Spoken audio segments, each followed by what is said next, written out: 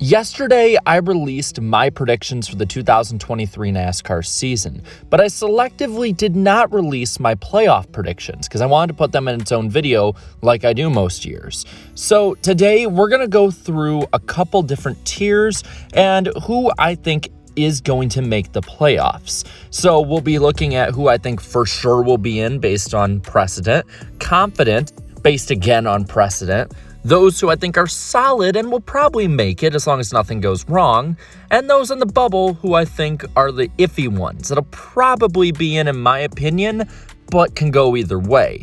And then I'll go over some of them who are out that were in last year. So without further ado, let's get right on into it.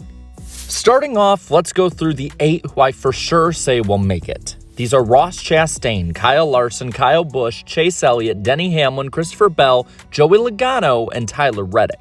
These 8 drivers have been either the winningest or the most consistent, or historically have just managed to always find a way to make the NASCAR playoffs. I'd like to go in depth about all of them, but all of them are pretty equal when it comes to having attributes that put them in NASCAR's postseason every year, and I would be absolutely surprised in every sort of imaginable way if any of these 8 missed it this year. Moving on from those that are for sure in my opinion to those that I'm confident about. The 3 that I think are really good and in good shape to make it and would need a catastrophic fall or a crazy 2022-like season to not make the playoffs this year. The first of these is Ryan Blaney. While Blaney was winless in 2022, he still was incredibly consistent, and I don't think somebody that consistent will go winless again in 2023. He was a solid playoff lock in most years, won 3 races back in 2021, and I think that Ford will be only faster this year than they were last year as they really started to turn it on later into the season. If you remember, Ford wasn't as fast early in the year, and he still was very consistent. So Blaney, I am very much confident in. The next one is Erik Jones. The last time the 43 probably inspired confidence for a championship contention was back during the Carter era. And in my opinion, I think that this is going to change now. He was one of the fastest when it came to just pure speed in 2022, and things would always go wrong. Whether it was a mechanical error, a crash, or just plain bad luck like at Kansas, Erik Jones always had something get in his way in honestly a comically often fashion. And I don't think this is going to happen again. I think he could probably get multiple wins before the playoffs even start and have an off chance at being a championship contender.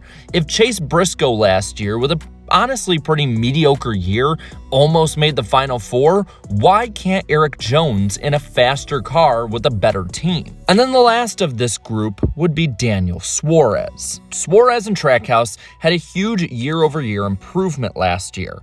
From 21 to 22, they went from being a team that would sometimes be up front to a team that you were honestly surprised if they weren't in the top 10 to 15. And I think Suarez can take that next jump with some of the other drivers in the Cup Series that are older starting to fall off, and with that team seeming to have corrected its sort of slowing in the summer when the playoffs got in. Another step would make him a top 10 lock in my opinion in points, and I think he can probably win a race or two as well. I think that dirt race owes him a ton, and I really think that he can continue the good momentum of 2022 into 2023. Now there are 2 drivers who I put in the solid category. Drivers that I think should be playoff eligible drivers, but they could have a bad season. They maybe have something happen to them, or maybe are just low enough in points to be eliminated. They should make it, but circumstance can take them out.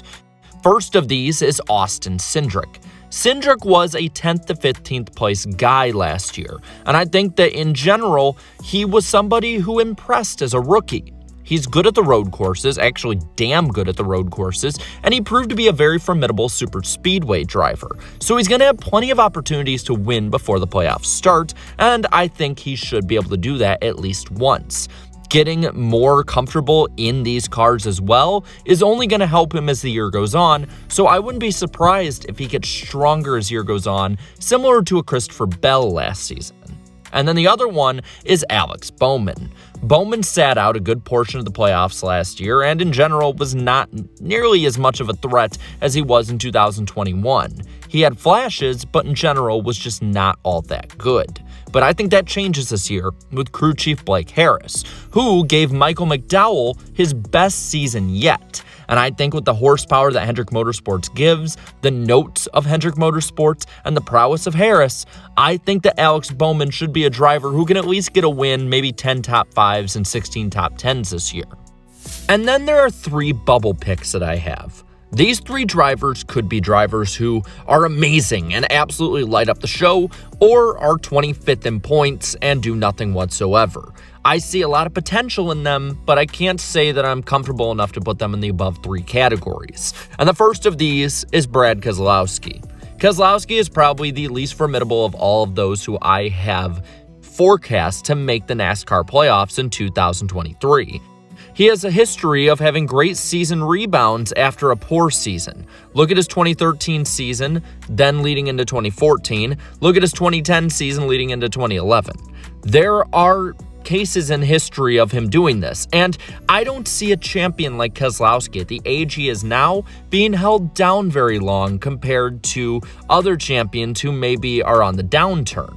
And he also will be a huge threat at super speedways, and I just see Roush in general starting to take a few steps up. Next will be AJ Allmendinger. And Allmendinger, I've said a lot for the last couple months, is the biggest dark horse of 2023. He is great at road courses, great at super speedways, and very fast at intermediates, as we saw last season. As a driver, he's content and at the best he's ever been. And he's really, really good in playoff tracks. He's good at Bristol. He's good at the Roval, damn amazing at the Roval. And he proved this past year to be good at Homestead, Las Vegas, and he's pretty good at Martinsville. You heard it here first. If he makes the Final 4, he has a better chance than anyone is giving him right now. And then the last guy I'll talk about in making the playoffs is Bubba Wallace. The second half of 2022, outside of the Las Vegas race and a suspension, was the best racing I have ever seen Bubba Wallace have by a wide margin. He was bad fast at the intermediates. He was correcting some of his really bad weak spots like road courses. He's a great super speedway driver, and in general, he looked like the most complete version of him I have ever seen. And I think that if 2311 can stop the dumb mistakes, if they can have a good start, not a slow start like the last 2 seasons, Bubba Wallace is for sure going to make the playoffs with how well he was driving and the amount of wins he can possibly have. This is his year to put up or shut up.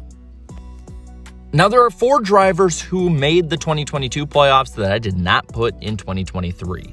The first of these is Austin Dillon. Dillon will be consistent, in my opinion. I think he's a much better driver than people give him credit for, but you cannot count on Daytona as the win you get every year, and it seems like a lot of his wins he either falls into or they're super speedways. And I don't think that's sustainable in making the playoffs year over year, and you could have a lot of winners this season again. Next up is Kevin Harvick. Harvick has been falling off since the end of 2020, and while SHR has improved a bit, they have not shown consistent speed. I don't think Harvick can overcome that, as age is only creeping into his career more. Then you have Chase Briscoe. Briscoe wasn't exactly super fast last year, but he had a lot of luck, and he had a lot of speed at the right time. But I don't see this as something sustainable either. He improved past his rookie year, but his rookie year was atrocious. And overall, he was a mediocre driver at best. And then there's Martin Truex Jr., who was really close to making it last year, but didn't, and I don't think he'll be as close this year. He's been regressing for years now, and only having 4 top 5s last year was proof of that. Retirement is on the horizon for the 19 driver, and I don't think that this season is going to really help him want to come back.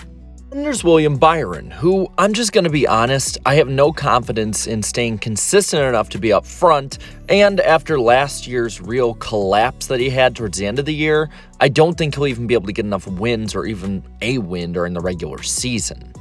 But that's it. Those are my 16 drivers to make the playoffs and some of the shocking ones that will not. Now, I want to pass it on to you. What are your playoff predictions for 2023? Leave a comment down below of what you think it is. And while you're at it, leave a like on this video, share this video, and subscribe to the channel for more great NASCAR content. Thank you so much to all of my channel members for your continued support. And until next time, have a good one.